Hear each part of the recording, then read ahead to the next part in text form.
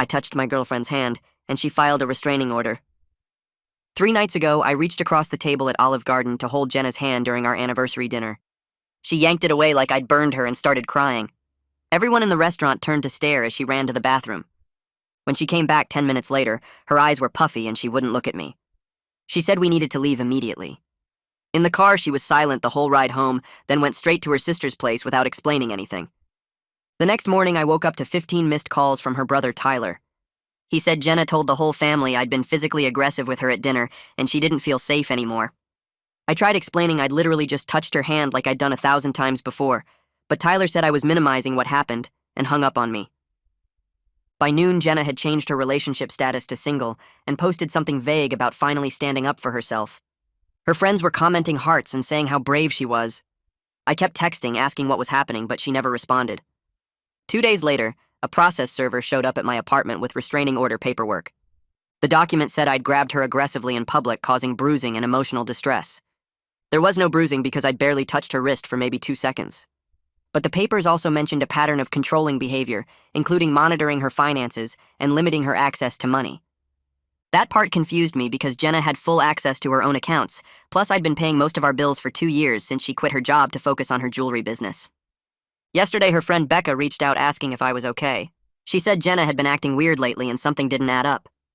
Then Becca forwarded me a text conversation she'd had with Jenna from last week. In the messages, Jenna was asking Becca if she knew any lawyers who could help get a settlement from an ex. Jenna specifically mentioned needing at least $50,000 to cover some debts she hadn't told me about. Becca had replied saying that sounded sketchy, and Jenna should just talk to me about money if she needed help. Jenna's response was that I was too controlling about finances and would never agree to give her that much. Which was strange because I'd never once told her no when she needed money for anything. After seeing those texts, I started piecing things together. 6 months ago, Jenna's jewelry business started getting orders from some company in Nevada. She was excited about finally making real money, but never showed me the actual payments. She just said they were reinvesting everything back into materials and equipment. Around the same time, she started being protective of her phone and taking calls in her car. She said it was just business stuff that would bore me. Then 3 months ago, her cousin Keith moved back to town. Keith had always been trouble with gambling issues and constantly borrowing money from family. Jenna started hanging out with him a lot, saying he needed support getting back on his feet. She'd come home late from helping him with job applications or apartment hunting. I noticed our joint savings had some big withdrawals, but Jenna said it was for jewelry supplies bought in bulk to save money. Last month, things got weirder. Jenna started picking fights about tiny things like how I loaded the dishwasher or which way I faced my shoes by the door. She'd get dramatically upset, then document our arguments in a notebook. When I asked why she was writing everything down, she said her therapist recommended it for processing emotions. But she'd never mentioned seeing a therapist before. The week before our anniversary dinner, she kept trying to get me to admit I had anger issues. She'd say things like, "Remember that time you raised your voice when the internet went out, or how you slammed the car door that one time?" I thought she was just stressed about her business. Now I realized she was building a case. After Becca sent those texts, I called my bank to check my accounts. The joint savings we'd built up over 2 years was down to almost nothing. Jenna had transferred $5,000 just 2 days before our anniversary dinner. The transaction history showed multiple transfers to an account I didn't recognize starting 3 months ago, right when Keith came back. The transfers matched the dates she said she was buying jewelry supplies. I also found out the Nevada company ordering jewelry doesn't exist. The website she showed me was registered to Keith's email address. This morning, Jenna's lawyer contacted me about negotiating a settlement to drop the restraining order. They said Jenna was willing to move forward without pressing charges if we could reach a financial agreement that compensated her for her pain and suffering. The suggested starting point was $50,000. I sit in my apartment staring at the settlement letter. My hands shake with anger at the nerve of demanding exactly the amount Becca's texts mentioned. The lawyer's letterhead looks official and expensive. Jenna's already spending money she doesn't have on this whole scheme. I grab my phone and take photos of everything. The restraining order paperwork, Becca's forwarded texts, the settlement letter with that $50,000 number. I photograph every page twice to make sure the images are clear. My phone's camera roll fills up with evidence. I email copies to myself and save them to 3 different cloud storage services. If something happens to my phone, I need backups of everything. The documentation feels like the only control I have right now. I spread the papers across my coffee table and stare at them until the words blur together. Sleep doesn't come that night. I keep replaying the Olive Garden scene in my head, trying to figure out when Jenna decided to destroy everything we built together. Monday morning arrives and I call my bank before the sun comes up. The fraud specialist answers on the third ring. Her name is Jane and she sounds tired but professional. I explain the situation as calmly as I can manage. My girlfriend filed a false restraining order, and I just discovered she's been taking money from our joint account without telling me. Jane asks me to hold while she pulls up my account information. The hold music is some generic jazz that makes my anxiety worse. She comes back on the line and confirms she can see the account. I tell her about the transfers to Keith's account and how they match up with when he moved back to town. Jane walks me through the process of freezing the joint account right away. She explains that both account holders need to agree to unfreeze it, which means Jenna can't access the remaining money. The freeze takes effect immediately. Jane provides documentation of all transfers from the past 6 months. She emails me a detailed statement while we're still on the phone. I watch the email arrive in my inbox. The pattern jumps out immediately once I see all the transactions listed together. Small transfers at first, $200 here, $350 there, then increasingly large amounts as time went on, $1,500, $2,800, $5,000. Every single transfer goes to the same external account. Jane highlights the receiving account number and routing information. She confirms the account belongs to Keith Crawford, based on the name attached to it. My stomach turns seeing the total amount transferred. Over $40,000 gone from our savings in just 3 months. Jane tells me something I didn't know. I can file a police report for unauthorized transfers since Jenna moved money without my knowledge for purposes unrelated to household expenses. She explains that joint account holders have equal access, but using funds for personal gain without the other person knowing crosses into fraud territory. Jane emails me a complete transaction history with dates and amounts and receiving account information. Every detail documented in black and white. I thank her and hang up. Then I spend 2 hours organizing everything into a timeline. I create a spreadsheet with columns for date and amount and what Jenna claimed the money was for and what it actually funded. The correlation between Keith's return and the missing money becomes impossible to ignore. He moved back to town on March 15th. The first suspicious transfer happened on March 18th. Every transfer after that increases in size and frequency. The dates she said she was buying jewelry supplies in bulk match perfectly with when money moved to Keith's account. The fake Nevada business website was registered on March 20th. Everything connects once I lay it out visually. I print 3 copies of the timeline and highlight the key dates in yellow. I reach out to Alec from work through text message. He's been through a difficult divorce 2 years ago and mentioned having a good lawyer who helped him. My text explains the basics without going into too much detail. Alec calls me back within 5 minutes. He sounds concerned and asks if I'm okay. I tell him I'm hanging in there, but I need legal help fast. Alec immediately offers to connect me with his attorney. He warns me not to respond to any communication from Jenna or her lawyer without legal representation. Everything I say can be twisted and used against me in court. Alec learned that lesson the hard way during his divorce. His ex-wife's lawyer took casual text messages and made them sound threatening in front of the judge. He tells me to document everything, but don't engage directly with Jenna or her legal team. Alec texts me his attorney's contact information while we're still talking. His support means more than he knows since I've been feeling completely isolated. Most of our mutual friends sided with Jenna immediately after her social media post. The comments calling me abusive and controlling still sting, even though I know they're based on lies. Alec is one of the few people who bothered to ask for my side of the story. He says he'll put in a good word with his attorney and tell him to expect my call. I call the attorney number Alec sent over. The receptionist answers and I explain that Alec Houston referred me. She transfers me to Jarrett Campbell's office. Jarrett picks up and his voice sounds confident and direct. I give him a brief overview of the situation. False restraining order, fabricated abuse claims, missing money from joint account, text messages showing premeditation. Jarrett asks me to come in for a consultation that afternoon. He specializes in defending against false restraining orders and handles fraud cases. His office is downtown in a building I've driven past 100 times. I arrive 30 minutes early because I can't sit still at home anymore. The waiting room has leather chairs and legal magazines I don't read. Jarrett calls me back at exactly our scheduled time. His office has floor-to-ceiling bookshelves filled with law books. He sits behind a large desk and gestures for me to sit across from him. I hand him the folder I prepared with all my documentation, bank statements, text messages from Becca, photos of the restraining order, my timeline spreadsheet. Jarrett reviews everything carefully without rushing. He takes notes on a yellow legal pad. After 20 minutes, he looks up and tells me this is one of the clearest cases of restraining order abuse for financial gain he's seen in his 15-year career. The documented planning through Becca's texts is damning evidence. The correlation between the fake business and missing money shows clear fraud. Jarrett's confidence gives me hope that I'm not crazy for thinking this whole thing is a setup. He explains that false restraining orders for financial extortion happen more than people realize, but usually there's not this much concrete evidence. Jared explains our legal strategy in detail. We need to respond to the restraining order in court within 10 days. Missing that deadline means the temporary order becomes permanent by default. Simultaneously, we'll file a police report for the financial fraud. He says the two cases will support each other. The fraud motive undermines Jenna's credibility on the restraining order. If we can show she had financial reasons to fabricate abuse claims, then the judge will question everything in her petition. Jared asks me to walk him through our entire relationship. Every detail matters because Jenna's lawyer will try to find incidents to twist into a pattern of controlling behavior. We spend 3 hours going through everything.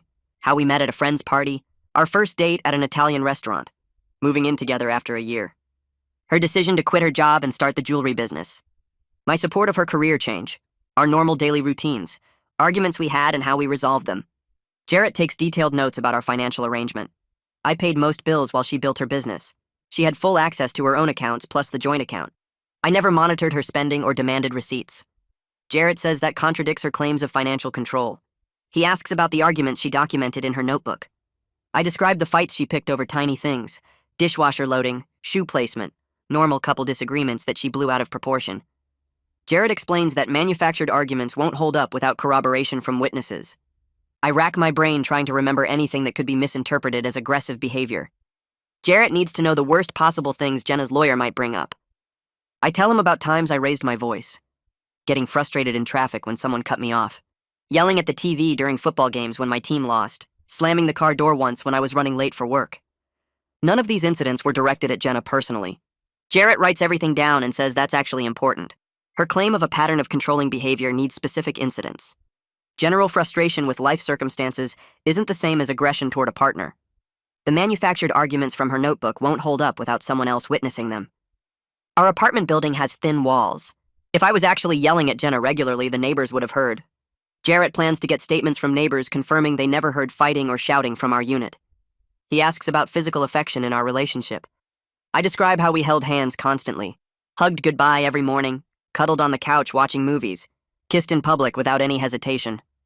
That pattern of normal affection contradicts her claim that I grabbed her aggressively at Olive Garden. Jarrett says the contrast between our history and her current allegations will be powerful in court.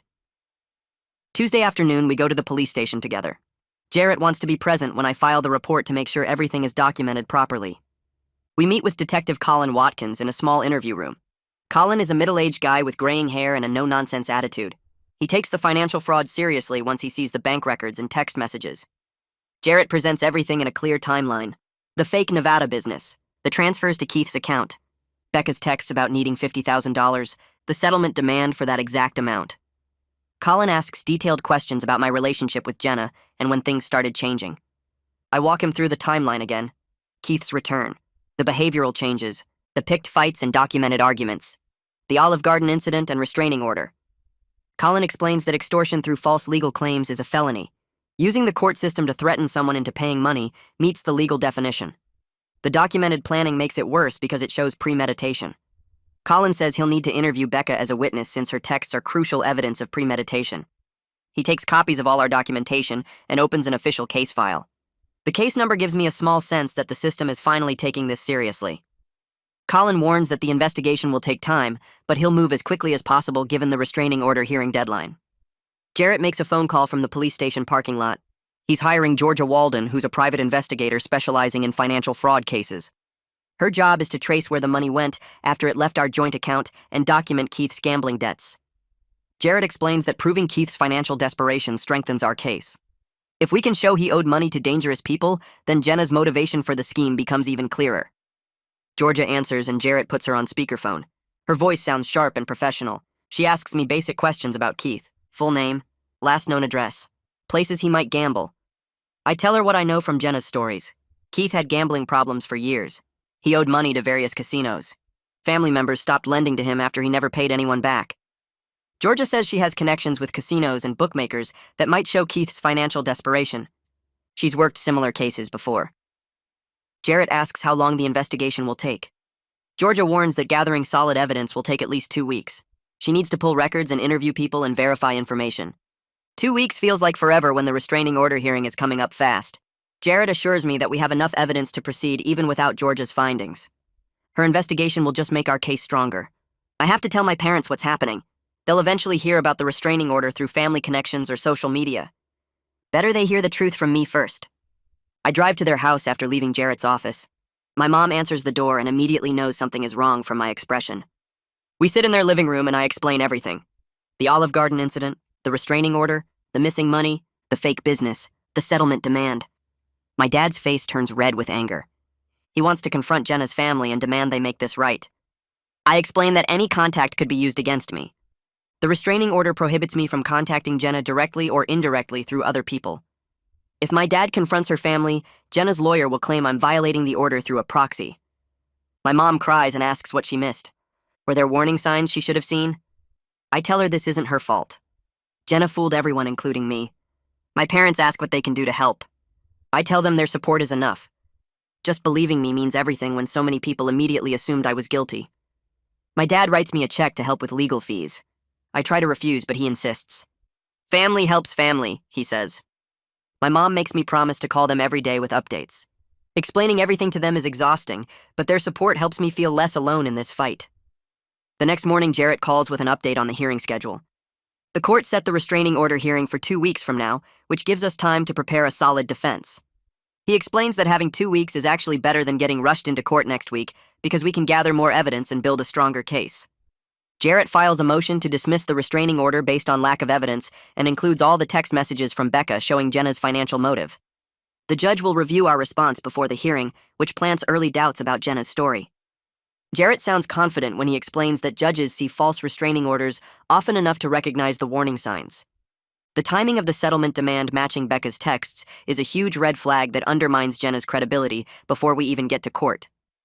He tells me to keep documenting everything and avoid any contact with Jenna or her family no matter what happens.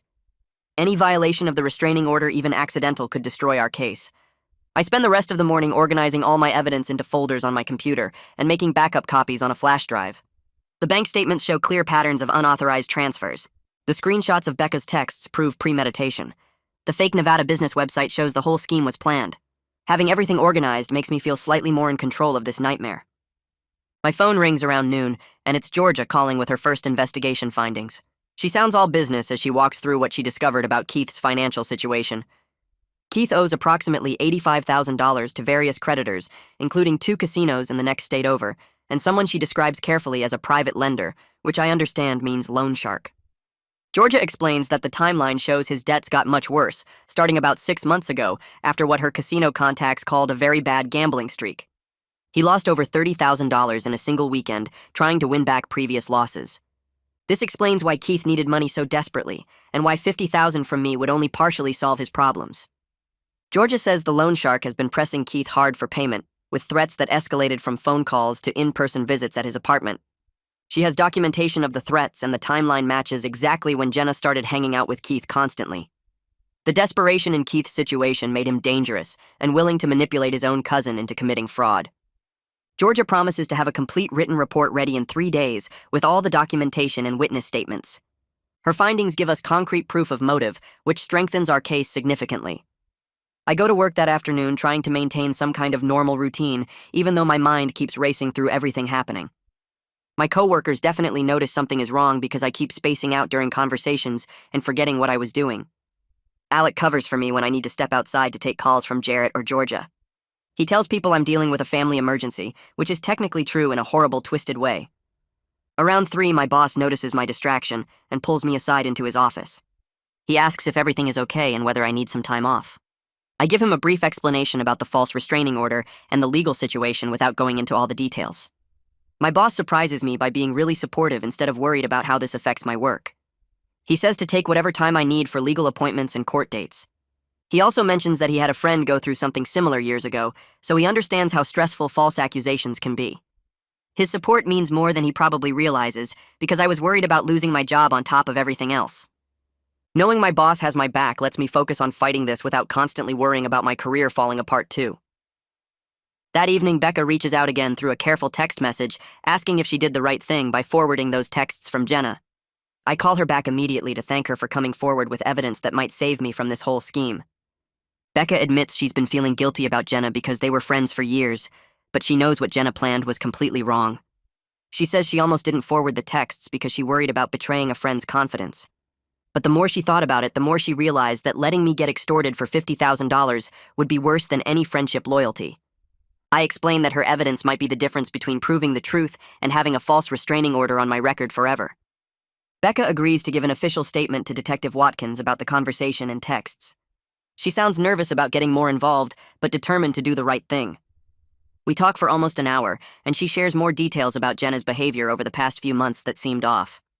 Jenna had become secretive and defensive whenever friends asked about her relationship with me or her jewelry business. She stopped inviting people over to our apartment and always wanted to meet elsewhere. Becca thought maybe we were having relationship problems, but now realizes Jenna was hiding the planning stages of her scheme. The next afternoon, Detective Watkins interviews Becca at the police station, and she provides even more context than I knew about. Apparently, Jenna had asked several other friends about getting money from an ex-boyfriend before she settled on this specific approach. 2 other friends refused to help her find a lawyer because they recognized it as a shakedown attempt. One friend told Jenna directly that making false accusations was illegal and immoral, but Jenna kept shopping around for someone who would help until she found a lawyer willing to take her case. Becca's statement establishes that multiple people knew about Jenna's financial scheme before she filed the restraining order. This proves the whole thing was planned and premeditated rather than a genuine fear response. Detective Watkins says having multiple witnesses who can testify about Jenna's planning makes the criminal case much stronger. He's building a case for conspiracy to commit extortion, which carries serious penalties. The detective also mentions that Jenna's lawyer might not have known about the fraud aspect when he took her case. If the lawyer believed her story about abuse, he was just doing his job. But now that evidence of fraud is coming out, the lawyer might distance himself from Jenna quickly to protect his own reputation. Georgia calls me 2 days later with another major discovery about the fake Nevada jewelry business. She traced the website creation date back to just 4 months ago and found 0 legitimate sales or customer reviews anywhere online. The domain registration and hosting are both paid for with Keith's credit card, which proves he was directly involved in creating the fake business. Georgia dug deeper and found all the product photos on the website are stock images downloaded from free photo websites. She can trace each image back to its original source, proving nothing on that site is real. The business address listed on the website is actually a UPS store mailbox that Keith rented 3 months ago. There are no business licenses filed in Nevada for Jenna's jewelry company, no tax records, no vendor accounts, nothing that would indicate an actual functioning business. Georgia's investigation proves the whole jewelry business was a front designed to justify transferring money from our joint account to Keith.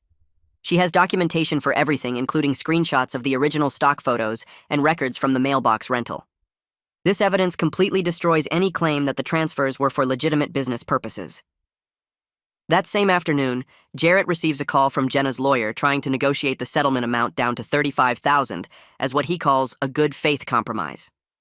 Jarrett puts him on speakerphone so I can hear the conversation. The lawyer sounds less confident than in his first contact and starts with a lot of careful language about finding a reasonable solution. Jarrett cuts him off and states clearly that we're not negotiating any settlement amount. We're seeking full dismissal of the restraining order, plus filing criminal charges for fraud and extortion.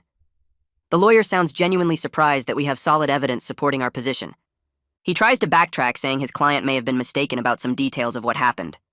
Jarrett responds that being mistaken about bruising and controlling behavior while simultaneously demanding exactly $50,000 shows clear intent to defraud. The lawyer gets quiet and says he needs to consult with his client before any further discussion. Jarrett tells him we'll see him in court and ends the call. After hanging up, Jarrett explains that the lawyer's attempt to negotiate down the amount proves they're getting worried about their case falling apart. A confident plaintiff doesn't immediately offer a 30% reduction in settlement demands. I spend the weekend going through old photos and messages from my relationship with Jenna, looking for evidence of our normal, happy times together. My phone and computer have hundreds of pictures of us smiling and holding hands and being affectionate at restaurants and concerts and trips we took. Every photo contradicts her claims of living in fear and being controlled. There are texts from her saying she loves me and thanking me for supporting her jewelry business dreams. Messages about planning our future together and looking at engagement rings. Screenshots of her posting happy couple photos on social media with captions about how lucky she is. I organize everything chronologically to show the progression of our relationship right up until a few weeks before the Olive Garden incident. Jarrett reviews all the photos and messages and says there'll be powerful evidence in court. The documentation shows a completely different relationship than what Jenna is claiming. No woman who genuinely fears her partner posts loving messages and happy photos consistently for 2 years. The contrast between her social media presence and her legal claims makes her story look manufactured and false. Georgia tracks down Haley Browning, who was Jenna's roommate 3 years ago before I even met her. Haley agrees to meet with Georgia and share information about Jenna's past behavior. What Haley reveals makes my stomach turn. Jenna tried something similar with a previous boyfriend named Dustin, threatening to claim harassment unless he paid her $10,000. Dustin was going through a difficult time financially, and Jenna knew he had recently received an inheritance from his grandmother. She started picking fights with him and documenting their arguments just like she did with me. When Dustin tried to break up with her, she threatened to go to his employer and family with harassment claims unless he gave her money to go away quietly. Dustin paid the $10,000 rather than fight the accusations because he couldn't afford a lawyer and didn't want the drama affecting his job. Haley says she tried to talk Jenna out of it at the time, but Jenna insisted Dustin owed her for wasting 2 years of her life. The fact that the tactic worked apparently taught Jenna she could use false accusations as a money-making scheme. Haley is willing to testify in court about the previous incident and provide text messages from that time showing Jenna's planning. This revelation that Jenna has done this before completely changes how I see our entire relationship. Sitting in my apartment that night processing Haley's information makes me feel sick about how badly I missed the signs. I keep wondering what I overlooked or ignored that should have warned me Jenna was capable of this kind of manipulation. Jarrett calls to check on me and reminds me that con artists are skilled at appearing trustworthy and genuine. They study people and learn exactly what to say and how to act to gain trust. I shouldn't blame myself for believing someone I loved and built a life with. But I still feel foolish for not seeing through her act, especially knowing she practiced this scheme on someone else. Jarrett says that's exactly what Jenna counted on. She knew I trusted her completely and would never suspect her of planning something this calculated and cruel. The people closest to us have the most power to hurt us because we give them access to our lives and hearts. I tell Jarrett I understand logically, but emotionally I'm struggling with feeling like an idiot who got played. He says those feelings are normal and will take time to process, but right now we need to focus on winning in court. Once the legal battle is over, I can work through the emotional aftermath with a therapist. For now, I need to channel the hurt into determination to expose the truth and protect myself from further harm. Detective Watkins called Jarrett 3 days later, saying he'd brought Keith in for questioning about the financial transfers. I drove to the police station to wait outside during the interview, even though I couldn't be in the room. Watkins said Keith showed up with his usual cocky attitude, acting like he had nothing to hide. The detective started by asking about his relationship with Jenna and why she'd been transferring money to his account.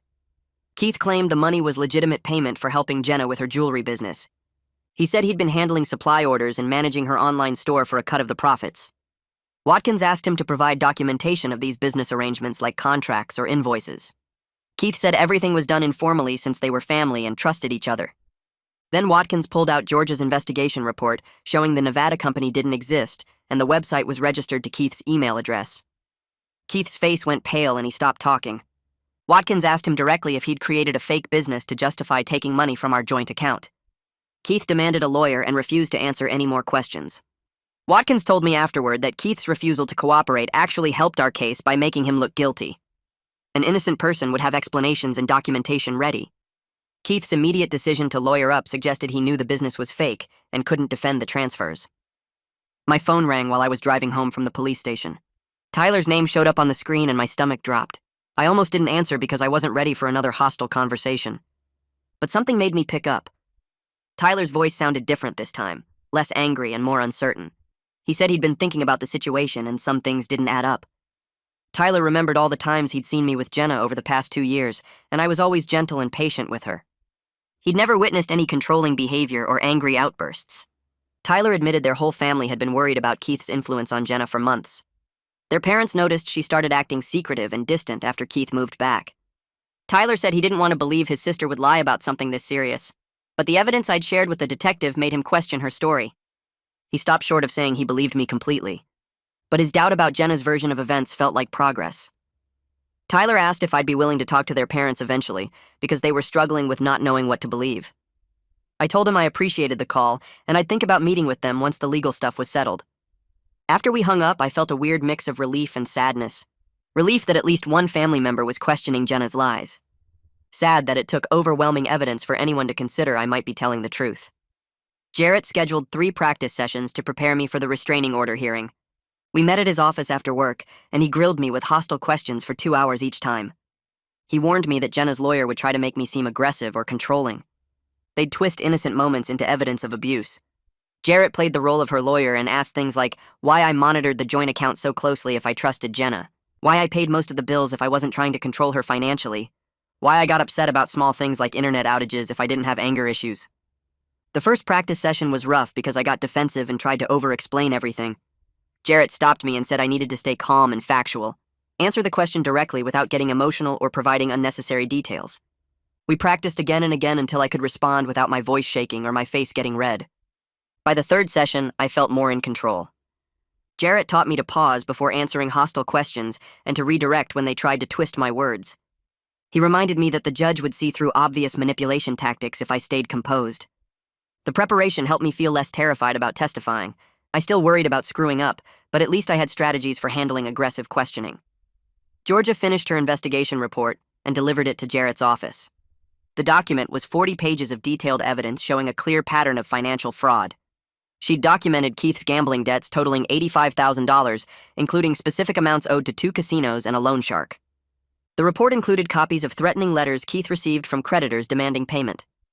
Georgia traced every transfer from our joint account to Keith's personal account with dates and amounts. She'd found text messages between Keith and Jenna discussing how much money they needed and when to make the transfers. The report included screenshots of the fake Nevada business website with proof that Keith registered and paid for the domain.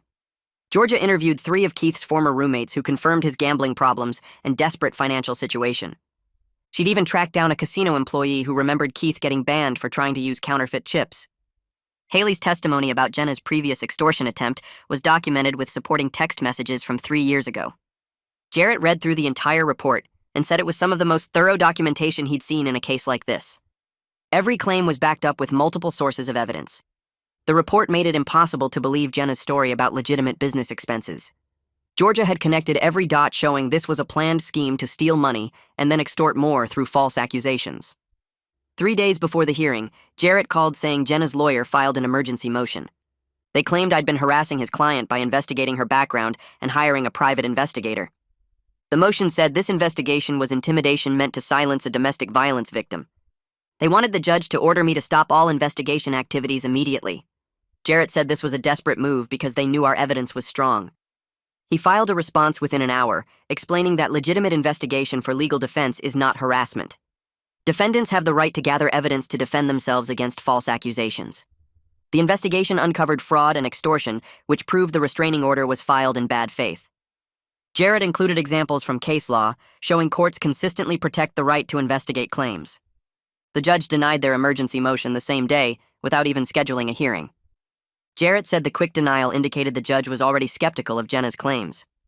Judges take emergency motions seriously and only deny them immediately when they're obviously without merit.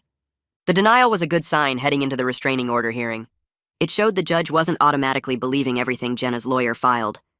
I felt a small surge of hope that maybe the truth would actually matter in court.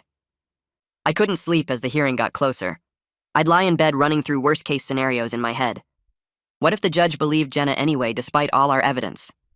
What if I lost my temper on the stand and proved her point about anger issues?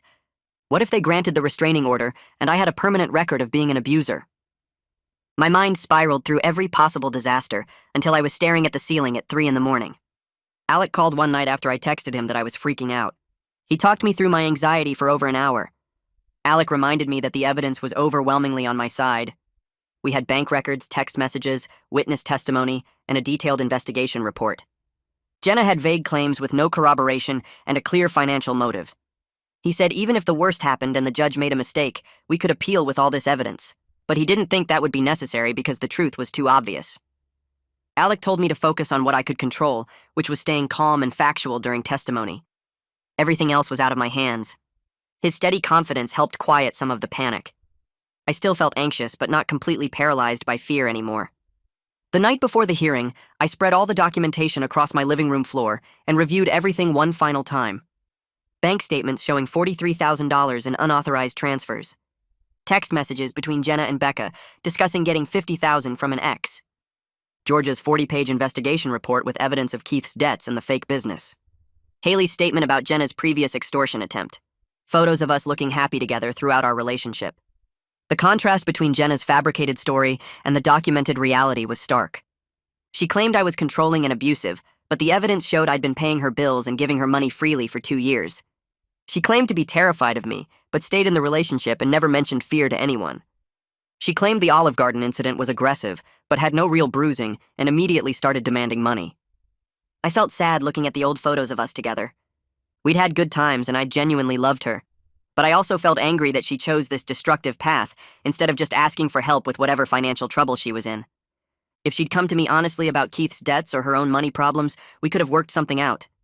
Instead, she decided to steal from me and then try to extort even more by destroying my reputation. The anger helped push away the sadness as I packed everything into folders for court.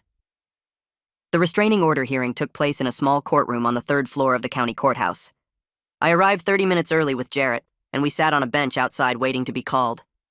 Jenna showed up 15 minutes later with her lawyer. She wouldn't make eye contact with me when they walked past. She looked nervous and kept whispering to her lawyer while clutching a folder against her chest. We were called into the courtroom and took seats at separate tables. The judge was a middle-aged woman with gray hair pulled back in a tight bun. She reviewed the case file with a skeptical expression that made her mouth turn down at the corners. The courtroom felt tiny with just the judge, both lawyers, Jenna, me, and a court reporter present. The judge asked if both sides were ready to proceed. Jenna's lawyer stood and said yes. Jarrett stood and confirmed we were ready. The judge explained the hearing would determine whether the temporary restraining order should become permanent. She said she'd hear testimony from both parties and review all submitted evidence before making a decision. My hands were sweating and I wiped them on my pants under the table. Jarrett had prepared me for this, but actually being in the courtroom made everything feel more real and terrifying. Jenna testified first, and her lawyer walked her through the Olive Garden incident. She described reaching across the table to hold her hand during our anniversary dinner.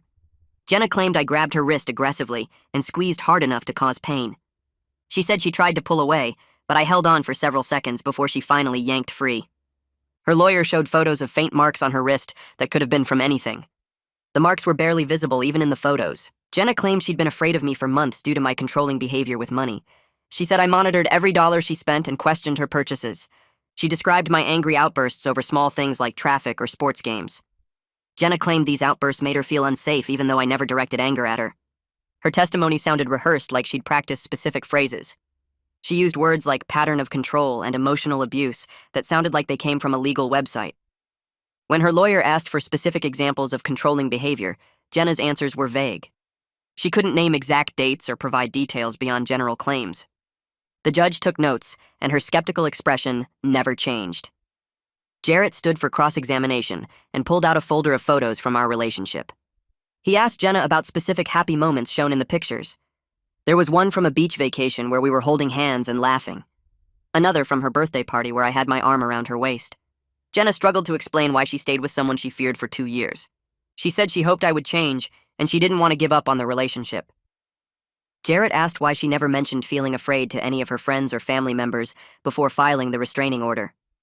Jenna said she was ashamed and didn't want people to judge her. Then Jarrett brought up the text messages with Becca, discussing getting $50,000 from an ex. He read the messages out loud, including Jenna's specific mention of needing that amount for debts. Jenna claimed the texts were taken out of context. She said she was just venting to a friend about financial stress and didn't actually plan to demand money from me. Jarrett asked why she mentioned getting the money from an ex, rather than asking me directly if we had such a good relationship. Jenna's explanation was vague and unconvincing. She stammered something about not wanting to burden me, but it made no sense given her other testimony. The judge leaned forward and asked Jenna directly why her lawyer's settlement offer matched the exact amount from those text messages. Jenna went pale and said she didn't know, that her lawyer handled those details. The judge made another note and her expression showed clear doubt. Jarrett stood and approached the bench with a folder of bank statements. He laid out the transaction history showing every transfer from our joint account to Keith's personal banking information. The judge leaned forward to examine the documents, while Jarrett explained the pattern of unauthorized withdrawals starting 3 months ago. Jenna's lawyer objected, saying the transfers were for legitimate business purposes, but the judge overruled and asked Jenna to explain. She claimed the money went to buy jewelry supplies in bulk, and Keith was helping her get better deals through his connections. The explanation sounded weak, even as she said it. Jarrett asked why a jewelry business would need to transfer money directly to her cousin's personal account instead of paying vendors. Jenna stammered something about Keith handling the transactions for her to save time. The judge interrupted and asked for any documentation of these supposed business expenses, like receipts or invoices. Jenna's lawyer shuffled through his papers and admitted they didn't have any receipts because Jenna said she lost them during a recent move. The judge's expression showed clear disbelief as she made another note. The bailiff called me to the witness stand, and I felt my legs shake as I walked forward. The oath felt heavy as I swore to tell the truth. Jarrett started with easy questions about our relationship history and how we met through mutual friends at a party 2 years ago. I described our normal interactions, including holding hands during walks, hugging goodbye in the mornings, and being affectionate at restaurants dozens of times. He showed the judge photos from our relationship, where we were clearly comfortable with physical contact. I explained the joint account was meant for shared household expenses like rent and groceries, not for secret transfers to family members. Describing the Olive Garden incident made my throat tight as I remembered the confusion and fear when she ran crying to the bathroom. I told the judge I had no idea what caused her reaction, since I'd touched her hand the same way hundreds of times before. Jarrett walked me through the timeline, starting with Keith's return to town and the suspicious withdrawals that matched dates Jenna claimed to buy supplies. I described how her behavior changed over those 3 months with the phone secrecy and late nights supposedly helping Keith with job applications. The manufactured arguments about tiny things and her notebook documentation felt sinister in retrospect. When Jarrett asked about my reaction to the restraining order, I said I was shocked and terrified because the accusations were completely false. Jenna's lawyer stood for his cross-examination with a smug expression that made my stomach turn. He asked why I felt the need to track our joint account so closely if I wasn't trying to control Jenna's spending. I explained I only checked the account after receiving the settlement demand for exactly $50,000, which matched the amount in Becca's text messages. Before that, I'd trusted Jenna completely and never questioned her purchases. He tried to suggest I was financially controlling by pointing out I paid most of our bills. I responded that Jenna had full access to her own personal accounts, plus her business account, and I'd never once told her no when she needed money for anything. The lawyer asked if I ever got angry about money, and I said the only time I was upset was discovering $40,000 missing from our joint savings. He tried to twist that into proof of my anger issues, but it fell flat. When he asked why I hired a private investigator to look into Jenna's background, I said it was normal legal defense after being falsely accused and threatened with extortion. The lawyer had no good response to that and sat down looking frustrated. Jarrett called Becca to the stand, and she looked nervous but determined. He asked her to describe the text conversation where Jenna asked about getting money from an ex. Becca pulled out her phone and read the messages out loud, including Jenna's specific request for lawyer recommendations who could help with a settlement. She testified that Jenna mentioned needing at least $50,000 for debts she hadn't told me about. When Becca suggested just talking to me about money problems, Jenna responded that I was too controlling with finances to give her that much. Becca said this confused her because I'd always seemed generous, and Jenna never mentioned financial control before. Jarrett asked when this conversation happened, and Becca confirmed it was 6 days before our anniversary dinner at Olive Garden. The timeline established clear premeditation. Jenna's lawyer tried to discredit Becca by suggesting she was biased in my favor, but Becca said she'd been Jenna's friend for 5 years and only came forward because the plan was obviously wrong. Her testimony about multiple friends being asked to help find lawyers strengthened the evidence of calculated planning. The judge asked Becca directly if Jenna seemed afraid of me during their friendship, and Becca said absolutely not, that we always seemed happy together.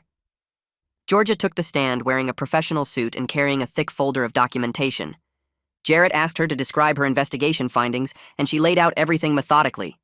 She testified that Keith owed approximately $85,000 to various creditors, including casinos and loan sharks. The debts accelerated dramatically 6 months ago after a bad gambling streak. Georgia presented records showing the fake Nevada jewelry business website was created 4 months ago using stock photos and Keith's credit card for domain registration. She traced every transfer from our joint account to Keith's personal account and showed they matched the dates Jenna claimed to be buying supplies. The total amount transferred was $43,000 over 3 months. Georgia explained that legitimate businesses would have vendor invoices, shipping records, and inventory documentation, none of which existed for Jenna's supposed jewelry supply purchases. The judge asked several questions about the website registration and seemed particularly interested that Keith paid for it rather than Jenna. Georgia confirmed the website had 0 legitimate sales or customer reviews, despite claiming to be an established business. Her professional presentation and detailed documentation made the fraud obvious. Jenna's lawyer tried to suggest Georgia was biased because I paid her, but she responded that her job was to find facts regardless of who hired her, and the facts clearly showed a fraudulent scheme. Haley walked to the stand and introduced herself as Jenna's former roommate from 3 years ago. Jenna's lawyer immediately objected to her testimony, but Jarrett argued it was relevant to establish a pattern of behavior. The judge allowed it over the lawyer's protests. Haley described living with Jenna and witnessing her relationship with a previous boyfriend named Dustin. She testified that relationship ended when Jenna threatened to file harassment charges unless Dustin paid her $10,000. Haley said she tried to talk Jenna out of it because the harassment claims weren't true, but Jenna insisted she needed the money for credit card debt. Dustin paid rather than fight the accusations because he was worried about his job. Haley explained she'd felt guilty about not stopping Jenna back then, and when she heard about my situation through mutual friends, she contacted my lawyer. Jarrett asked if Jenna showed any signs of actual fear or abuse in that previous relationship, and Haley said no, that Dustin was a gentle person who Jenna seemed to manipulate. The similarity between that situation and mine was striking. Jenna's lawyer objected again, saying this was character assassination, but the judge said it was relevant evidence of a pattern. Haley's testimony established that Jenna had successfully used false accusations for money before, which apparently taught her the tactic could work on a bigger scale. The judge announced a 15-minute recess to review all the evidence. Everyone stood as she left the courtroom. I sat back down, feeling drained from testifying. Jarrett squeezed my shoulder and said the evidence presentation went as well as he'd hoped. Jenna and her lawyer huddled in the corner, whispering urgently. She looked pale and kept shaking her head at whatever he was saying. Becca came over and asked if I was okay. I thanked her again for coming forward because without those text messages, everything would have been much harder to prove. The 15 minutes felt like an hour. When the bailiff called us back, the judge entered with a stern expression that made my heart pound. She stated that after reviewing all testimony and documentation, the evidence overwhelmingly suggested the restraining order was filed in bad faith as part of a financial extortion scheme. My breath caught as she continued. The judge said Jenna's claims of abuse were not credible, given the lack of corroborating evidence and the clear financial motive established through multiple witnesses. She dismissed the restraining order entirely effective immediately. Then she ordered Jenna to pay my legal fees as compensation for the frivolous filing. The judge also announced she was referring the case to the prosecutor's office for potential criminal charges of fraud and extortion. Jenna started crying, and her lawyer tried to object, but the judge cut him off, saying her decision was final. Walking out of the courthouse into bright afternoon sunlight felt surreal. The weight I'd been carrying for weeks lifted so suddenly I almost felt dizzy. Jarrett shook my hand and said the judge's decision to award legal fees and refer for prosecution was significant because it showed she believed the evidence of fraud was strong. He explained the criminal referral meant the prosecutor would review everything for potential charges against both Jenna and Keith. I thanked him for believing me and fighting so hard when everything seemed hopeless. Jenna and her lawyer left through a side exit without speaking to anyone. She kept her head down and moved quickly to avoid eye contact. I pulled out my phone and called my parents immediately. My mom answered and I told her the restraining order was dismissed and the judge ordered Jenna to pay my legal fees. She started crying with relief and called for my dad to pick up the other phone. They both said they were so proud of me for standing up for the truth. My dad's voice cracked when he said he knew I was innocent all along. We talked for 10 minutes while I stood on the courthouse steps feeling the sunshine on my face. Other people walked past, going about their normal days, while mine had just completely changed. I felt grateful for everyone who believed me and supported me through the nightmare. The next morning, Detective Watkins called while I was making coffee. He said the prosecutor's office received the judge's referral and was reviewing the case for criminal fraud and extortion charges against both Jenna and Keith. The process would take several weeks as they built their case by interviewing witnesses and examining all the documentation. Watkins explained the restraining order dismissal, and the judge's specific finding of bad faith filing strengthened the criminal case significantly. He asked me to provide copies of everything we'd presented in court to support the prosecution. I said I'd send everything that afternoon. Watkins mentioned that cases with this much documented planning and clear financial motive usually resulted in charges being filed. He warned me the criminal process would take months to fully resolve, even if charges were filed quickly. I asked what kind of penalties Jenna and Keith might face if convicted. Watkins said extortion and fraud charges could carry prison time, though first offenses often resulted in probation and restitution requirements. He also said Keith would face separate charges for the unauthorized account transfers. The conversation lasted 20 minutes, and I took notes on everything he said. Knowing the prosecutor was reviewing criminal charges felt like validation that what happened to me was serious and wrong. That afternoon, I met with Jarrett to discuss filing a civil lawsuit to recover the stolen money. He explained this would be separate from any criminal case and could take months to resolve through the court system. We were suing both Jenna and Keith since they both benefited from the fraudulent transfers totaling $43,000. The lawsuit would also seek damages for emotional distress and harm to my reputation from the false accusations. Jarrett said we could ask for compensation beyond what the judge ordered for legal fees. He walked me through the process of filing the complaint and serving both defendants. I asked how long it might take, and he said civil cases typically take 6 months to a year, depending on whether they tried to fight it or agreed to settle. Given that the restraining order was already dismissed with findings of fraud, he thought they might settle relatively quickly to avoid a trial. We spent 2 hours drafting the complaint with specific details about each fraudulent transfer and the manufactured abuse allegations. The document requested full restitution of the $43,000 plus $25,000 in damages for the emotional harm caused by their scheme. Jarrett said he'd file it with the court tomorrow, and we'd have the defendants served within a few days. Having a plan to recover the stolen money made me feel more in control after weeks of feeling helpless. 2 days after the civil lawsuit was filed, Tyler called me around 8 in the morning.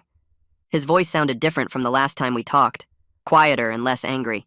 He asked if we could meet for coffee that afternoon to talk about everything that happened. I agreed, and we met at a place near his apartment. Tyler looked tired when he walked in, like he hadn't been sleeping well. He sat down across from me and immediately apologized for how he reacted when Jenna first told the family about the restaurant incident. He said he felt terrible for not hearing my side before assuming I was guilty. Tyler explained that his parents were devastated when they found out what Jenna had done. The whole family had trusted her story completely, and now they felt foolish for not asking more questions. He told me their parents cut off all financial support to Jenna until she takes full responsibility for what she did. They were particularly angry about Keith's involvement, since they'd warned Jenna for years that he was bad news. Tyler said Keith was now banned from all family events and gatherings. His apology helped more than I expected, because being immediately labeled as guilty by her whole family had hurt almost as much as Jenna's betrayal itself. Tyler stayed for an hour, and we talked about how the whole situation unfolded. He admitted there were signs something was off with Jenna, but nobody wanted to believe she was capable of something this calculated. Before he left, Tyler said he hoped we could stay in touch because he respected how I handled everything legally instead of trying to get revenge. Over the next few days, word spread through our mutual friend group about what really happened. My phone kept buzzing with messages from people I hadn't heard from in weeks. Sarah texted to apologize for the harsh comments she left on Jenna's social media posts supporting her. Mark called to say he always thought the story seemed weird, but didn't want to be the guy who doubted a woman reporting abuse. 3 other friends sent similar messages, admitting they felt uncomfortable with how quickly everyone believed Jenna without any evidence, but they stayed quiet because they didn't want to seem insensitive. I understood their initial reactions, even though it stung that nobody reached out to hear my perspective before choosing sides. What mattered now was that they were willing to acknowledge the truth and apologize. A few people who had been especially vocal in supporting Jenna just quietly unfriended me on social media, rather than admit they were wrong. I noticed their profiles disappearing from my feed and realized some people would rather avoid accountability than have an awkward conversation. The apologies from friends who did reach out felt genuine, though, and several said they learned an important lesson about waiting for evidence before jumping to conclusions. 3 weeks after the restraining order was dismissed, Watkins called to give me an update on the criminal case. The prosecutor's office had finished reviewing all the documentation and decided to file formal charges against both Jenna and Keith. They were being charged with conspiracy to commit extortion and financial fraud, which carried potential prison time, though Watkins said first offenders usually got probation and restitution instead. He explained that the documented planning through text messages and the fake Nevada business made the case particularly strong. Haley's testimony about Jenna trying the same scheme with a previous boyfriend 3 years ago also helped convince the prosecutor this wasn't just a misunderstanding. Keith was facing additional charges for the unauthorized account transfers since he'd been moving money without my knowledge or consent. Watkins said the prosecutor felt confident about getting convictions or plea deals given how much evidence we'd gathered. He warned me the criminal process would take months to fully resolve with court dates and possible trials. I asked what would happen if they were convicted, and Watkins explained they'd likely face 3 to 5 years probation, community service requirements, mandatory restitution payments, and possibly short jail sentences depending on the judge. The news that charges were actually being filed felt validating after weeks of people questioning whether what happened to me was really that serious. The same week the criminal charges were filed, Jarrett got a call from Jenna's civil lawyer asking about settlement options. They wanted to avoid going to trial on the lawsuit I'd filed to recover the stolen money. The lawyer offered to have Jenna return $30,000 immediately if I agreed to drop the entire lawsuit. Jarrett told me about the offer during our meeting at his office. He said we shouldn't accept their first proposal because we had an extremely strong case and could likely win much more at trial. The fact they were offering to settle so quickly meant they knew they'd lose if it went to court. Jarrett recommended we counter with a demand for full restitution of the $43,000 stolen from our joint account, plus $25,000 in damages for the emotional harm and reputational damage from the false accusations. I agreed with his strategy, and he sent the counteroffer that afternoon. 2 days later, Jenna's lawyer called back and agreed to $40,000 total paid in monthly installments over 6 months. Jarrett said this was a good outcome because it guaranteed I'd recover most of my money without spending a year in court proceedings. I spent the next few days thinking about whether to accept the settlement or push for more money. Part of me wanted to reject it and take them to trial just to make Jenna face more consequences. But Jarrett sat me down and explained the practical realities. A trial could easily take a full year with court delays and scheduling issues. My legal fees would continue piling up during that time, even though I'd already won the fee award from the restraining order hearing. If we went to trial and won, I might get the full amount plus damages, but the extra money wouldn't be worth another year of my life consumed by this nightmare. The settlement guaranteed I'd get $40,000 back relatively quickly through the payment plan. Jarrett reminded me that Jenna would also be paying criminal restitution on top of the civil settlement, so she'd be facing financial consequences for years. I realized he was right about wanting this to end. The money mattered, but getting my life back mattered more. I told Jarrett to accept the settlement offer because I needed to move forward instead of staying trapped in this situation for another year. A few weeks after we accepted the settlement, Watkins called with news about the criminal case. Keith's lawyer had approached the prosecutor about a possible plea deal. Keith was willing to testify against Jenna in exchange for reduced charges and a lighter sentence. The prosecutor was seriously considering the offer because Keith's testimony about how they planned the whole scheme together would make the case against Jenna even stronger. Keith could describe conversations about setting up the fake business, creating the manufactured arguments, and timing the restraining order to maximize settlement pressure. His cooperation would essentially guarantee a conviction if Jenna tried to fight the charges at trial. Watkins asked how I felt about Keith potentially getting a lighter sentence for cooperating. I told him I was okay with whatever approach got justice done.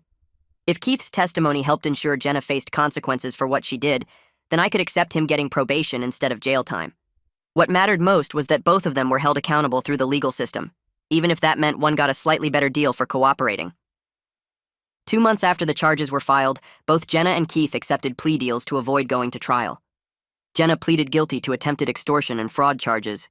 The deal gave her 3 years probation, 200 hours of community service, and required her to pay restitution for the money stolen plus court costs. The plea agreement included a requirement that she admit in open court that she fabricated the abuse allegations specifically for financial gain. Keith pleaded guilty to fraud charges and received similar probation terms plus mandatory participation in a gambling addiction treatment program. Both of them would have felony convictions on their records permanently. Jarrett explained that the plea deals were pretty standard for first-time offenders in fraud cases, though the requirement for Jenna to publicly admit she lied was unusual and significant. The prosecutor had pushed for that condition specifically because false accusations of abuse harm real victims by making people more skeptical of legitimate claims. I felt satisfied with the outcome, even though part of me wished they'd faced harsher penalties. At least they were being held accountable and would carry these convictions for the rest of their lives. The sentencing hearing was scheduled for a Thursday morning 6 weeks after they entered their guilty pleas. I wasn't required to attend, but Jarrett suggested I go for closure.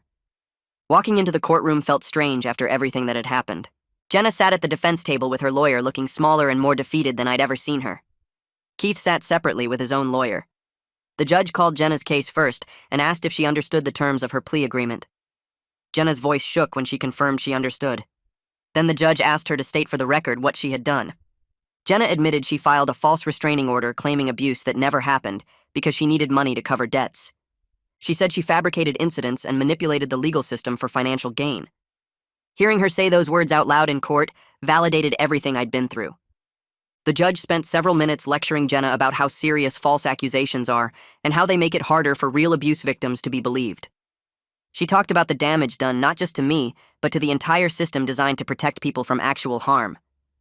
Jenna cried through the whole lecture, but I couldn't tell if she was genuinely sorry or just sorry she got caught. The judge formally imposed the sentence terms and warned Jenna that any violation of probation would result in jail time. Keith's sentencing was shorter with similar warnings about completing his treatment program. The week after the sentencing hearing, I scheduled my first appointment with a therapist who specialized in trauma from betrayal and false accusations. Sitting in her office felt awkward at first because I'd never been to therapy before.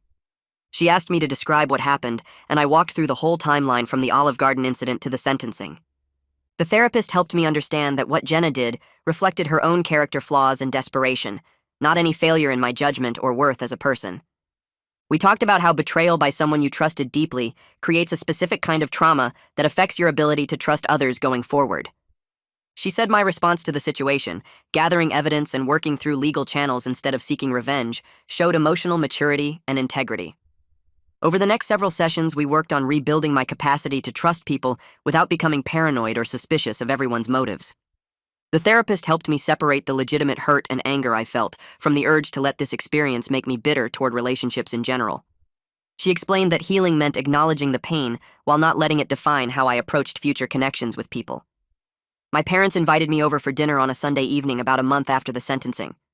We sat around their kitchen table and talked for hours about everything that had happened over the past several months. My dad admitted he'd wanted to handle things by confronting Jenna and her family directly when it first happened. He said watching me take the legal route instead taught him that sometimes the system works when you trust it and follow proper procedures. My mom got emotional talking about how scared she'd been that the false accusations would destroy my life and reputation. She said she was incredibly proud of how I handled the situation with integrity, even when it would have been easier to just pay Jenna off to make the problem disappear. Both of them emphasized that they never doubted my innocence for a second. Having their unwavering support throughout the ordeal had been crucial to getting through it without falling apart. My dad raised his glass and toasted to justice and truth prevailing over lies. We spent the rest of the evening talking about normal family stuff, which felt wonderful after months of every conversation being dominated by legal drama.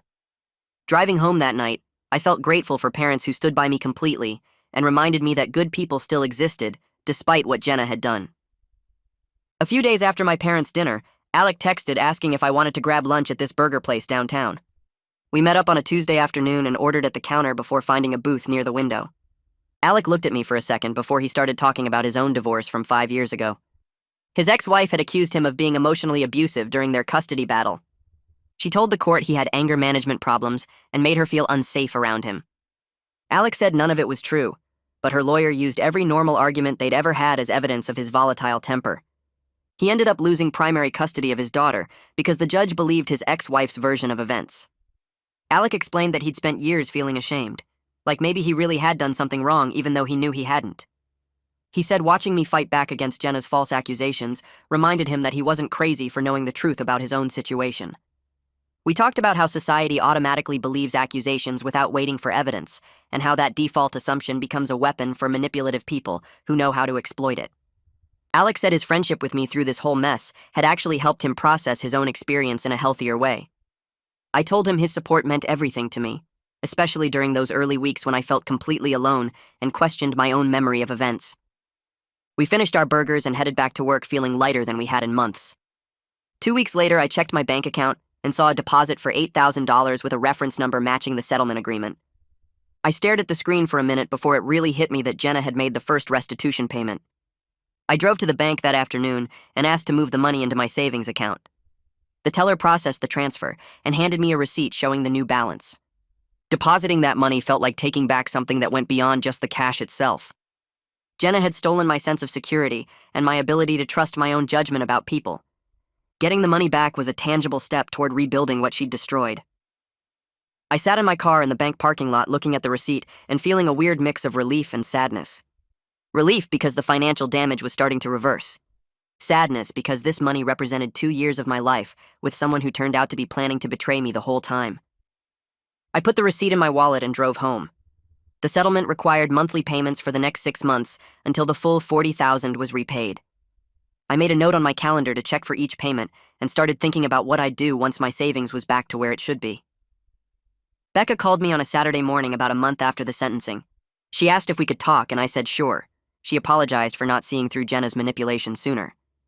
Becca explained that Jenna had been pulling away from friends who questioned her behavior over the past year. Anyone who asked too many questions about the jewelry business or Keith's involvement got slowly frozen out of Jenna's life. That's why Becca didn't know the full extent of what was happening until she saw those texts about getting money from an ex.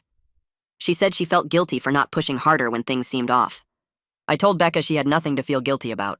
I thanked her again for coming forward with the text messages because without that evidence, everything would have been much harder to prove. Those texts were the first concrete proof that Jenna was planning something before the Olive Garden incident even happened. Becca said she was glad she could help and asked how I was doing. We talked for another 20 minutes about normal life stuff, work and hobbies and mutual friends. Before we hung up, we agreed to stay in touch and maybe grab coffee sometime. It felt good to maintain a connection with someone from that part of my life who had actually done the right thing when it mattered. I was at the grocery store picking up stuff for dinner when I ran into Sarah, one of Jenna's close friends from college. She was in the produce section, and our eyes met across the lettuce display. Sarah walked over looking uncomfortable and immediately started apologizing for the harsh things she'd posted on social media supporting Jenna. She said the whole friend group felt foolish now for not questioning the story more critically. Sarah admitted they'd all just assumed Jenna was telling the truth because she was their friend, and women don't lie about abuse. She'd learned a hard lesson about the difference between supporting a friend and participating in destroying someone's reputation without evidence. I told Sarah I understood the instinct to support a friend in crisis. I'd probably have done the same thing if someone I cared about came to me with abuse allegations. But I said I hoped she'd be more careful in the future about joining public accusations without waiting to see proof. Sarah nodded and said she definitely would be. We made awkward small talk for another minute about the weather and then went our separate ways. Walking to the checkout line, I felt oddly okay about the interaction. Sarah had owned her mistake and apologized sincerely. That was more than a lot of people do when they realize they were wrong. Tyler sent me a text 2 days later, asking if I wanted to meet for coffee. We met at a Starbucks near his office on a Wednesday afternoon. Tyler looked tired when he sat down across from me. He said his whole family had been going to therapy trying to deal with the aftermath of what Jenna did. Their parents were struggling with guilt about not recognizing Keith's bad influence on Jenna sooner. Tyler's mom kept saying she should have seen the warning signs and intervened before things got this far. Tyler explained that his parents wanted to understand what happened from my perspective. He asked if I'd be willing to meet with them to help everyone get some closure. I thought about it for a minute. Part of me wanted nothing to do with Jenna's family ever again, but another part recognized that they were victims of her lies too. I told Tyler I'd be willing to meet with his parents if it would help them process everything. We set up a time for the following week at a coffee shop halfway between our places. Tyler thanked me and said he appreciated me being willing to do this even after everything that happened. I told him I didn't blame his parents for their daughter's choices, and maybe talking would help everyone move forward. The meeting with Jenna's parents happened on a Sunday afternoon at a quiet coffee shop, with big windows and comfortable chairs. Her mom and dad were already sitting at a corner table when I arrived.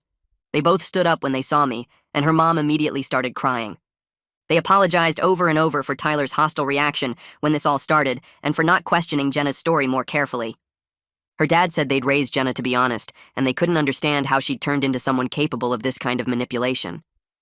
Her mom kept saying she was sorry through tears. I sat down and told them I didn't blame them for what their daughter chose to do. Parents can't control their adult children's decisions no matter how well they raise them. I explained what had happened from my perspective, walking through the timeline of events and the evidence we'd gathered. They listened quietly and asked a few questions about specific details. Her dad wanted to know if I thought Keith had corrupted Jenna or if she'd always been capable of this. I said honestly I didn't know. Maybe Jenna had always had this side to her and I just never saw it. Or maybe desperation and Keith's influence pushed her into something she wouldn't have done otherwise. We talked for over an hour, and by the end everyone seemed calmer. Her mom hugged me before they left and said she was sorry again. I told her I appreciated the apology, and I hoped they could all find peace with what happened. We parted on good terms with mutual understanding that sometimes bad things happen even in good families. 6 months passed after the restraining order got dismissed. I was doing much better emotionally than I'd been at any point during the whole ordeal.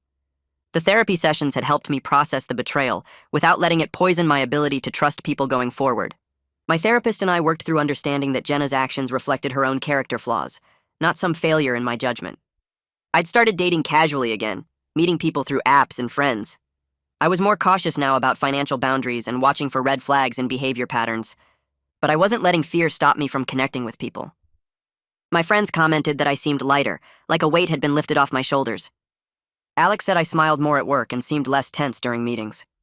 My parents noticed the change too when I visited them for dinner. My mom said I looked happier and more relaxed than I had in over a year. I felt like myself again for the first time since the Olive Garden incident. The experience had changed me but not broken me. I'd learned hard lessons about trust and evidence and standing up for the truth. Those lessons made me stronger even though learning them had been painful. The final restitution payment from Jenna hit my bank account on a Thursday morning 6 months after the first one. I logged into my banking app and saw the deposit bringing my savings back to almost exactly where it had been before Jenna started stealing from the joint account. I sat at my kitchen table staring at the balance and feeling something shift inside me. Having all my money back felt like the final chapter closing on this nightmare. The financial damage was repaired. The legal situation was resolved. Jenna was serving her probation and paying her debt to society. I'd done everything I could to fight back and seek justice. Now it was time to actually move forward instead of just recovering. I decided to treat myself to dinner at this Italian restaurant I'd been wanting to try for months. I made a reservation for Friday night and invited Alec to join me. We sat at a table near the window, eating excellent pasta and talking about normal life things like sports and weekend plans. Over dessert, Alec raised his glass and toasted to my resilience and to the good people who'd supported me through everything. I clinked my glass against his and felt genuinely grateful for friends like him who'd stood by me when things were hardest. Detective Watkins called me on a Monday afternoon about 8 months after the sentencing. He said he wanted to update me on Jenna and Keith's compliance with their probation terms. Jenna had completed all her required community service hours and was attending her mandated therapy sessions. She hadn't violated any conditions of her probation. Keith was going to gambling addiction treatment twice a week and had stayed away from casinos completely. His treatment counselor reported that he was taking the program seriously and making progress. Watkins explained that cases like this often ended with the perpetrators reoffending within the first year. The fact that both Jenna and Keith were complying with everything was actually a good sign that they might be taking responsibility for what they'd done. I told Watkins I was glad they were following through with their sentences, even if it took legal force to make them do the right thing.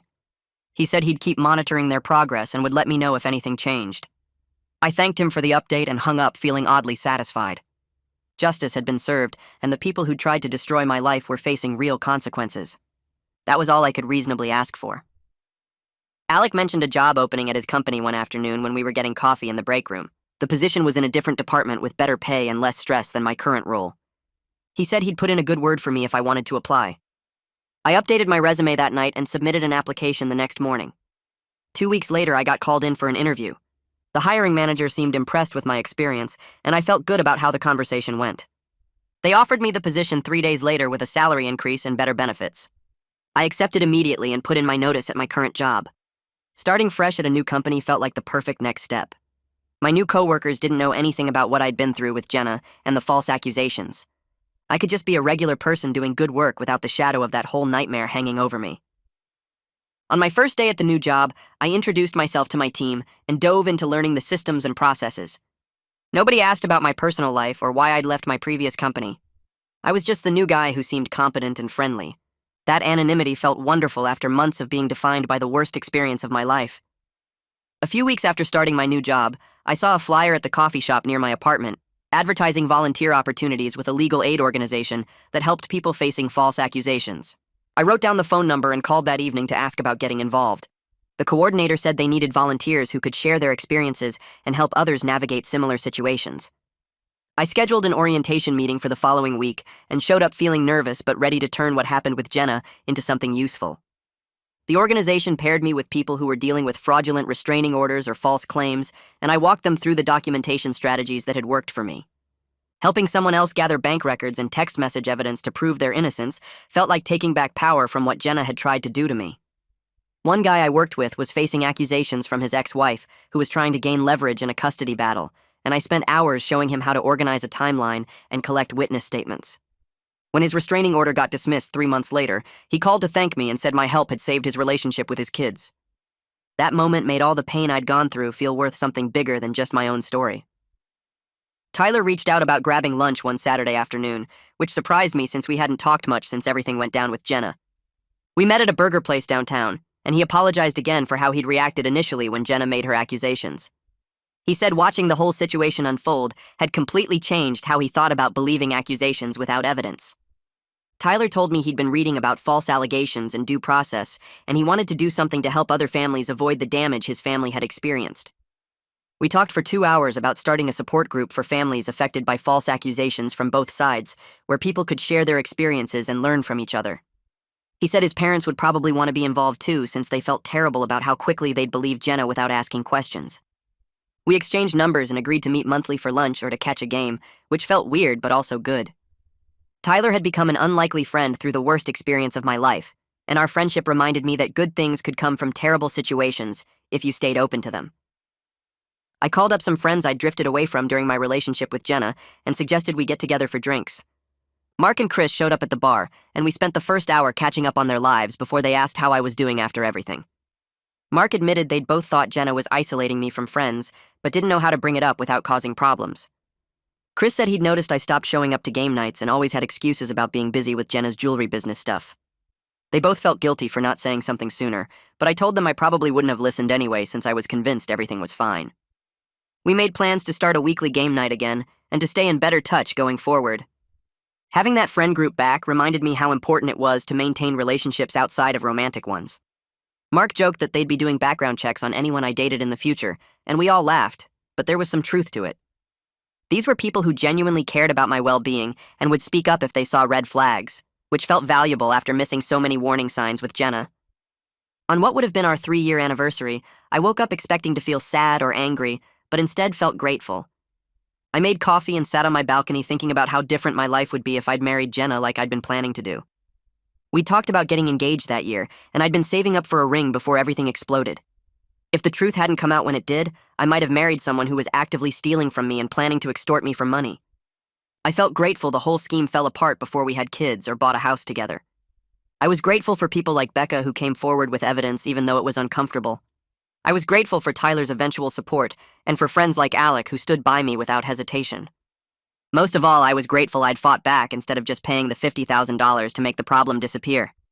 Taking the easy way out would have let Jenna and Keith get away with their scheme and probably encouraged them to try it again with someone else. Fighting back had been exhausting and scary, but it taught me that integrity and evidence matter more than convenience or comfort. I got a message through the legal aid organization from someone named Dustin who said he'd heard about my case and needed advice. He was facing false accusations from his girlfriend who claimed he'd been abusive, and he had evidence suggesting she was lying to get money from him. I called Dustin that evening, and we talked for over an hour about the steps I'd taken to prove the truth. I walked him through the importance of documenting everything, saving all communications and gathering financial records before they could be destroyed. Dustin said his girlfriend had been acting weird lately and picking fights over nothing, which sounded exactly like what Jenna had done to build her case. I told him to hire a good lawyer immediately and to start working with a private investigator to trace where money was going. He thanked me multiple times and said talking to someone who'd been through something similar gave him hope that he could fight back successfully. After we hung up, I felt a sense of purpose that I hadn't expected. Sharing my story and the strategies that worked could actually protect other innocent people from the same kind of manipulation I'd faced. My parents hosted a family dinner a few weeks later to celebrate my new job and fresh start. My brother and sister showed up with their families, and we all sat around the dining room table eating my mom's famous lasagna. My sister joked that she was going to run full background checks on anyone I dated from now on, and my brother said he'd personally interview them before I could make things official. Everyone laughed, and I felt genuinely happy surrounded by people who'd never doubted me, even when things looked bad. My dad raised his glass and toasted to family standing together through hard times, and my mom got teary talking about how proud she was of how I'd handled everything. My nephew asked what we were celebrating, and my sister told him Uncle was starting an exciting new job, which was a simpler explanation than the whole truth. The evening reminded me that family support was invaluable during the hardest moments of life. These were people who would always have my back no matter what happened, and that foundation made it possible to rebuild after everything Jenna had tried to destroy. I booked a solo vacation to a beach town in Florida to clear my head and process everything that had happened over the past year. I spent my days walking along the shore, and my evenings sitting on the balcony of my rental watching the sunset. One evening I sat there with a beer thinking about how much had changed since that anniversary dinner at Olive Garden when Jenna ran to the bathroom crying. The whole nightmare had been horrible and painful, but I'd survived it with my integrity intact. I was stronger than I'd thought, and more resilient than I'd known before being tested. The experience had taught me to trust evidence over emotions and to stand up for myself even when it was scary and expensive. I thought about where I'd be if I'd just paid the $50,000 like Jenna wanted, and I realized I'd probably still be looking over my shoulder wondering if she'd come back for more. Fighting back had been the right choice even though it was hard. I finished my beer and watched the sun disappear below the horizon, feeling ready to move forward without anger or bitterness weighing me down. A year after the restraining order was dismissed, I was thriving in ways I hadn't expected. My new job was going great, and my boss had already mentioned potential for advancement. I'd started dating someone I met through friends, and the relationship felt healthy and honest in ways my time with Jenna never had. Sarah respected boundaries and communicated directly instead of playing games or manufacturing drama. We were taking things slowly since I was still working through trust issues with my therapist, but I felt optimistic about where things might go. My therapist said I'd done remarkable work processing the trauma and rebuilding my ability to trust people. She pointed out that I'd maintained my core values throughout the ordeal instead of becoming bitter or cynical. I was still volunteering with the legal aid organization and had helped 3 more people successfully fight false accusations. Life felt genuinely good for the first time in over a year, and I was excited about the future instead of dreading what might happen next. I received a letter from Jenna's probation officer confirming she'd completed all requirements of her sentence successfully. There was a brief handwritten note from Jenna tucked inside, apologizing again for what she'd put me through and saying she was in therapy working on her issues. She wrote that she understood if I never wanted to hear from her again, but wanted me to know she took full responsibility for her actions. I read the note twice, then put it in a drawer without responding.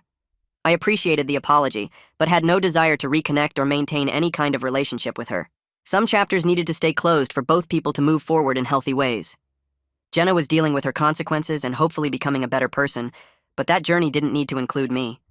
I hoped she actually learned from what happened and never tried to hurt someone else the way she'd hurt me. But her future wasn't my responsibility anymore. The legal aid organization asked me to speak at a conference about false accusations and the importance of evidence-based justice. I spent a week preparing a presentation that walked through my experience and the strategies that helped me prove the truth. Standing in front of 200 lawyers, advocates, and people who'd faced similar situations felt surreal. I told them about the Olive Garden incident and the restraining order, about finding Becca's texts and hiring Jarrett and Georgia to build my case. I explained how documentation and evidence had saved me from a scheme that could have destroyed my life financially and reputationally. Several attendees thanked me afterward, including a family law attorney who said she'd use my case as an example when teaching clients about protecting themselves. A woman approached me crying and said her son was facing false accusations, and my story gave her hope they could fight back successfully. Turning my painful experience into education and advocacy felt like the best possible outcome from everything I'd been through. My phone buzzed one afternoon with a text from Tyler that I hadn't expected. Keith had been sober from gambling for over a year now and was rebuilding his life slowly. He was working a regular job at a warehouse and paying back money to other people he'd hurt along the way. Tyler said Keith asked about me sometimes and wondered if I'd ever want to talk. I read the message twice before responding that I was glad Keith was getting help, but I had no interest in reconnecting. Some relationships needed to stay in the past for everyone's sake. Tyler understood and said he respected my boundaries. I appreciated him reaching out but felt no pull to revisit that chapter of my life. Keith's recovery was his own journey and didn't need to include me. 2 years after everything began, I barely recognized my life compared to where I'd been. My job was challenging and rewarding in ways my old position never was. I had friends who actually knew me, and relationships built on honesty instead of hidden agendas. The apartment I'd moved into after leaving the place Jenna and I shared felt like home in a way that old space never had. Sarah and I had been together for 8 months, and she knew the whole story without judgment. We talked openly about money and boundaries and never played games with each other. My therapist said I'd done remarkable work processing everything and rebuilding my ability to trust people. The experience taught me that truth and evidence win out over manipulation when you're willing to fight for what's right. I was grateful for everyone who believed in me when it would have been easier to assume the worst. I was proud of myself for not rolling over and becoming another victim of a scheme designed to destroy me. Life felt genuinely good now in ways I hadn't imagined possible during those dark weeks after the restraining order. I was excited about the future instead of afraid of what might come next.